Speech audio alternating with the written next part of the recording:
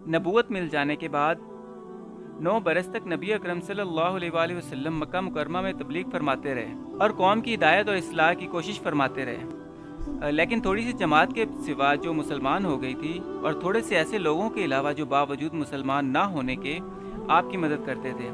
अक्सर कुफार मक्का आपको और आपके सहाबा रिज़वानुल्लाह अलैहिम अजमईन को हर तरह की तकलीफ़ें पहुँचाते थे, मजाक उड़ाते थे और जो हो सकता था उससे दरगुजर ना करते थे।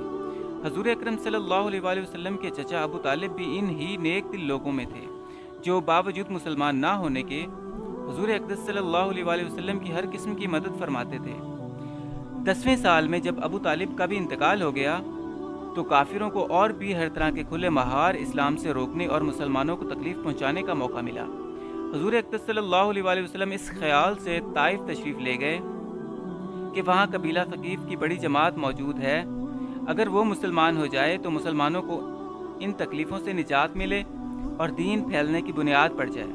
वहाँ पहुंचकर कबीला के 3 सरदारों से जो बड़े दर्जे के समझे जाते थे गुफ्तगू फरमाई और अल्लाह के दीन की तरफ बुलाया और अल्लाह के रसूल की यानी अपनी मदद की तरफ मुतवज्जह किया। मगर इन लोगों ने बजाय इसके कि दीन की बात को कबूल करते या कम से कम अरब की मशहूर मेहमान नवाजी के लिहाज से एक नौवारिद मेहमान की खातिर मदारत करते साफ जवाब दे दिया और नहायत बेरुखी और बद इखलाकी से पेश आए। उन लोगों ने यह भी गवारा न किया कि आप यहाँ क़याम फरमाएं। जिन लोगों को सरदार समझकर बात की थी वो शरीफ होंगे और मुहज़्ज़ब गुफ्तगू करेंगे। उनमें से एक शख्स बोला कि ओहो, आप ही को अल्लाह ने नबी बनाकर भेजा। दूसरा बोला कि अल्लाह को तुम्हारे सिवा कोई और मिलता ही नहीं था जिसको रसूल बनाकर भेजते। तीसरे ने कहा कि मैं तुझसे बात करना नहीं चाहता, इसलिए कि अगर तू वाकई नबी है जैसा कि दावा है तो तेरी बात से इनकार कर देना मुसीबत से खाली नहीं, और अगर झूठ है तो मैं ऐसे शख्स से बात करना नहीं चाहता। उसके बाद इन लोगों से नाउमीद होकर हजूर सल्लल्लाहु अलैहि वसल्लम ने और लोगों से बात करने का इरादा फरमाया कि आप तो हिम्मत और इस्तक़लाल के पहाड़ थे, मगर किसी ने भी कबूल नहीं किया, बल्कि बजाय कबूल करने के हजूर सल्लल्लाहु अलैहि वसल्लम से कहा कि हमारे शहर से फ़ौरन निकल जाओ और जहाँ तुम्हारी चाहत की जगह हो वहाँ चले जाओ। हजूर अक़दस सल्लल्लाहु अलैहि वसल्लम जब उनसे बिल्कुल मायूस होकर वापस होने लगे तो उन लोगों ने शहर के लड़कों को पीछे लगा दिया कि आप सल्लल्लाहु अलैहि वसल्लम का मजाक उड़ाएं, तालियां पीटें, पत्थर मारें, हत्ता कि आप सल्लल्लाहु अलैहि वसल्लम के जूते खून के जारी होने से रंगीन हो गए।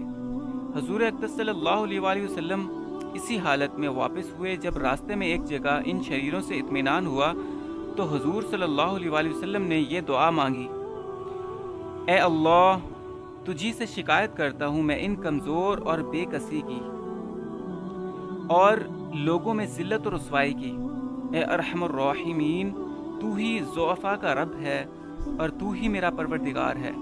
तो मुझे किसके हवाले करता है? किसी अजनबी बेगाने के जो मुझे देखकर दुर्श रद्द होता है और मुँह चिढ़ाता है, या कि किसी दुश्मन के जिसको तूने मुझ पर काबू दे दिया। ए अल्लाह, अगर तू मुझसे नाराज़ नहीं है तो मुझे किसी की परवाह नहीं। तेरी हिफाजत मुझे काफ़ी है। मैं तेरे चेहरे के उस नूर के तुफ़ैल जिससे तमाम अंधेरियां रोशन हो गईं और जिससे दुनिया और आखिरत के सारे काम दुरुस्त हो जाते हैं, और इस बात से पनाह मांगता हूँ कि मुझ पर तेरा गुस्सा हो या तो मुझसे नाराज़ हो। तेरी नाराज़गी का इस वक्त तक दूर करना ज़रूरी है जब तक तू राज़ी ना हो। ना तेरे सिवा कोई ताकत है ना कुव्वत। मालिकुल मुल्क की शान कहारी को इस पर जोश आना ही था कि हज़रत जिब्राईल अलैहिस्सलाम ने आकर सलाम किया और अर्ज़ किया कि अल्लाह ने आपकी कौम की वो गुफ्तगू जो आपसे हुई सुनी और उनके जवाबात सुने, और एक फ़रिश्ते को जिसके मुताल्लिक़ पहाड़ों की खिदमत है आपके पास भेजा है कि आप जो चाहें इसको हुक्म दें। उसके बाद उस फ़रिश्ते ने सलाम किया और अर्ज़ किया, जो इरशाद हो मैं इसकी तामील करूं। अगर इरशाद हो तो दोनों जानिब के पहाड़ों को मिला दूं जिससे ये सब दरमियान में कुचल जाएं, और जो सज़ा आप तजवीज़ फरमाएं। हजूर अक़दस सल्लल्लाहु अलैहि वसल्लम की रहीम व करीम ज़ात है ने जवाब दिया कि मैं अल्लाह से उम्मीद रखता हूँ कि अगर ये मुसलमान नहीं हुए तो इनकी औलाद में से ऐसे लोग पैदा होंगे जो अल्लाह की परस्तिश اور اس کی عبادت کریں۔ یہ ہیں اخلاق اس کریم ذات کے جس کے ہم نام لیوا ہیں۔